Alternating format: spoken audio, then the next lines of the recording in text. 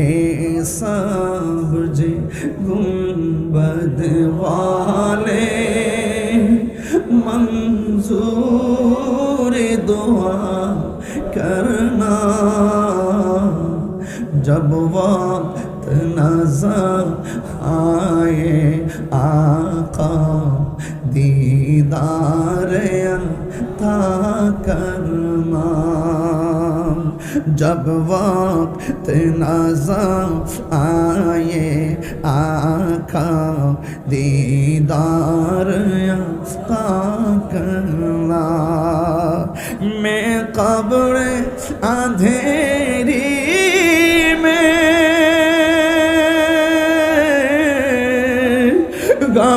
घबराऊंगा जब तन्हा मैं खबर अंधेरी में घबराऊंगा जब तन्हा इमदाद मेरी करने आ जाना सुनल्लाह रोशन मेरी तुर्बत को लिल्लाह करना जब वक्त नज़र आए आका दीदार अता करना सबाई दिल खुले ए सब्ज़ गुंबद वाले मन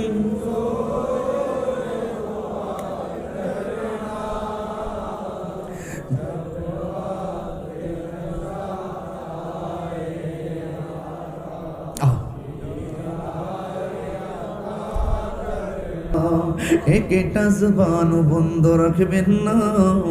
নবীর পাকের শান শুরু করে দিয়েছি রে বন্ধু আমরা নবীর জন্য জীবন দিতে পারি রে সাহাবায়ে কেরামের জিন্দেগি তালাশ করে দেখেছি আমার নবীর সিনা মুবারকের বরাবর একটা বিয়াদব যখন তীর ধরেছে আরে বাবা সাহাবী এমনি হয় নাই কুতুব এমনি হয় নাই আফদাল এমনি হয় নাই গাউস এমনি হয় নাই ওলি এমনি হয় নাই মুমিন এমনি হয় নাই খাঁটি বান্দা এমনি হয় নাই আল্লাহ পাওয়ার পূর্ব শর্ত হলো আমার নবীর মোহাম্মদ এই জন্য সাহাবী দেখা ফলাইছে এক বিয়াদব যখন নবীর সিনা মুবারকের বরাবর তীর ধরেছে আমার একটা সাহাবী দেখা মনে মনে কয় আমার চোখের সামনে যদি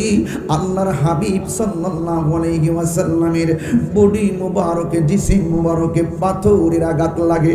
তীরের আঘাত লাগে রে আমি আল্লাহর দরবারে কি জবাব দিব এ বন্ধু ওই কাফেররা যখন নবীর সিনা মুবারকের বরাবর তীর ধরেছে বুঝলেন তো ব্যাপারটা কত কঠিন যেই নবীর বদন মুবারকে মশা মাছি বসে নাই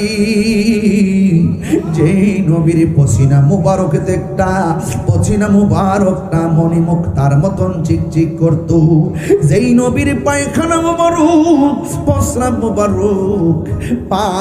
প্রস্রাব মুবারক পান করেছে যে পান করার কারণে তার জন্য জাহান্নামের আগুন হারাম হয়ে গেল যেই নবীর বদন মুবারকে কোনোদিন মশা মাছি বসে নাই ওই বদন মুবারকের দিকে যখন কাফের তীরের তাক লাগাইলো ওই সাহাবী আমার নবীর জড়াইয়া ধরলেন ধরার সাথে সাথে ওই সাহাবীর পিঠ মুবারকের ভিতরে তীরের আঘাতটা লেগে গেছে আল্লাহর হাবিব ডাক দিয়ে কয় সাহাবী রে তুমি আমারে এমন করে কেন ধরলা ইয়া রাসূলুল্লাহ নবী গো কাফেররা আমার চোখের সামনে আপনাকে তীর মেরেছে এই তীর যদি আমার চোখের সামনে আপনার বদন মুবারকে লাগে আমি কি জবাব দিব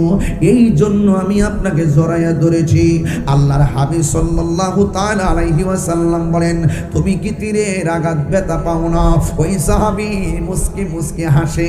হাইসা ডাক দিয়ে নবী গো ও মায়ের নবী আরে ব্যথার ভয় দেখাচ্ছেন গো নবী, কয় তীরের আঘাত কি তুমি ব্যথা পাও না? এই সাহাবী মুচকি মুচকি হাসতে শুরু করলেন। আমার নবী বলে, ব্যথা পাইলে মানুষ কান্দে, তুমি কেন হাসতেছো গো? এই কথা বলার পর ইয়া রাসূলুল্লাহ, আপনি আমার ব্যথার ভয় দেখাইতেছেন, আমি ব্যথা পাই না গো নবী। পিঠের মধ্যে যদিও লেগেছে বিষের তীর, আমার সিনাটা তো লাইগা রইছে, আমার বুকটা তো লাইগা রইছে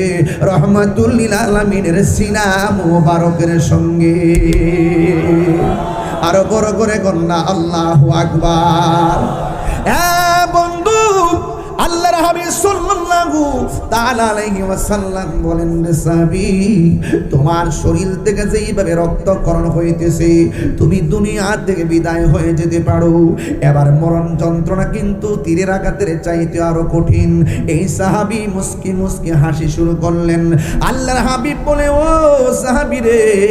মরণের কথা শুনলে সবাই কান্দে, সবাই টেনশন করে, তুমি তো জানো মরণ যন্ত্রণা বড় কঠিন, তুমি কেন মুস্কি মুস্কি হাসতেছো? মরণের কথা শোনার পরও তুমি কেন হাসতেছো? ওই সাহাবী ডাক দিয়ে কই, নবী গো, ও মায়ের নবী, আমি হাসি কেন জানেননি? মরণের কষ্টের ভয় আমার বলেছেন, এই জন্য আমি হাসতেছি। কয় কেন? ইয়া রাসূলুল্লাহ, যার সিনার, যার বুকের মধ্যে আমার রহমাতুল লিল আলামিন জড়ানো, যার চেহারাটা, চোখটা রহমাতুল লিল আলামিনের চেহারা মুবারকের দিকে, যেই নবী আমার সামনে আজরাইল এসে আমার রূহ কবজ করব, এই টেনশন আমার নাই গো। নবী আছে, মরণের যন্ত্রণা নাই। আর জোরে জোরে কন্যা আল্লাহু আকবার।